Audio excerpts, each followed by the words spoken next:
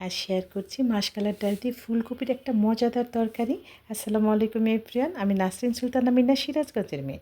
আমার রান্নাঘরে আপনাদের সবাইকে স্বাগত জানাচ্ছি। রান্নার সাথেই থাকবেন, আশা করি ভালো লাগবে। এই রান্নার জন্য কিন্তু 4-5 মুঠো আমি মাসকালার ডালটা একটু ভেজে নিলাম, তারপর পানি দিয়ে খুব সুন্দর করে আমি ধুয়ে নিচ্ছি। ভালো করে কষলে এভাবে করে ধুয়ে একদম ক্লিন করে নিলাম। তারপরে কড়াই দিয়ে কিন্তু ঢাকনা দিয়ে ঢেকে এটাকে আমি সিদ্ধ করে নেব।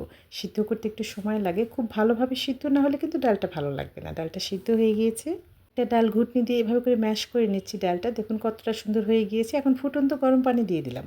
গরম পানি দিয়ে তারপরে আমি বলক তুলে নিচ্ছি। দেখুন কতটা সুন্দর। এখন একটু গরম মশলা, সাদা ফল, এলাচ এগুলো দিয়ে দিলাম, লবঙ্গ, তেজপাতা, মরিচ দিয়ে দিলাম। এভাবে করে কিন্তু আমি একটু হলুদ গুঁড়ো দিয়ে দিয়েছি, কারণ ডালটা সিদ্ধ হওয়ার পর হলুদ দেবেন, তা নাহলে কিন্তু ডালটা সিদ্ধ হবে না। স্বাদ মতো লবণ দিয়ে দিলাম। এভাবে করে ডালটা এখন আবারও খুব সুন্দর করে একটু ফুটিয়ে নেব। একটু আদা বাটা দিয়ে দিলাম, একটু জিরে বাটা, তাহলে সামান্য কিছু মশলা কিন্তু আমি অ্যাড করে দিয়েছি। এই রান্নাটা কী যে মজা, এটা আমার পরিবারের ভীষণ পছন্দ। আমি শীতের দিন করে এই রান্নাটা করি, বেশি ভালো লাগে। দিয়ে কিন্তু ফুলকপিটা টুকরো টুকরো কেটে এভাবে করে ধুয়ে একদম ক্লিন করে নিচ্ছি। দেখুন কতটা সুন্দর। এভাবে করেই কিন্তু দিতে হয়, কারণ ফুলকপিটির বড় রাখবেন, তা নাহলে কিন্তু ভেঙে যাবে। ঢাকনার মধ্যে দিয়ে দিলাম। ডালটা যখন হাই হিটে বলক চলে এসছে, তখন কিন্তু এর মধ্যে আমি ফুলকপিগুলো একটু তেলে ভেজে নেব। দেখুন এভাবে তেলে ভেজে নিলে ফুলকপির একটা মিষ্টি ফ্লেভার বের হয় কিন্তু।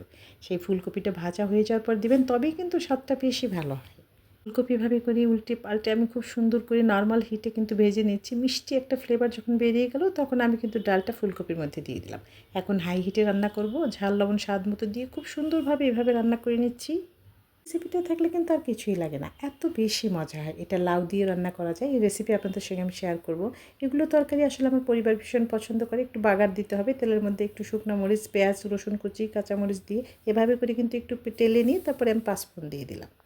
ফোড়নটা কিন্তু খুব সুন্দর করে ভাজতে হবে। ভালো ভাজা না হলে কিন্তু ফ্লেভারটা ভালো হয় না। এই যে খুব সুন্দর করে ভেজে কিন্তু আমি ডালের মধ্যে দিয়ে দিলাম। এটাই হচ্ছে ফ্যাক্ট। বেশি মশলা লাগে না, একদম কম মশলায় পাঁচফোড়ন দিয়ে তেলে দিলেই এই ডালটা হয়ে যায়। এই মাসকালার ডালের এই তরকারিটা ঠান্ডা হলে কী যে ভালো লাগে, আপনিও ট্রাই করতে পারেন। এটা রুটি, পরোটা, গরম ভাত সব কিছুতে ভালো লাগে।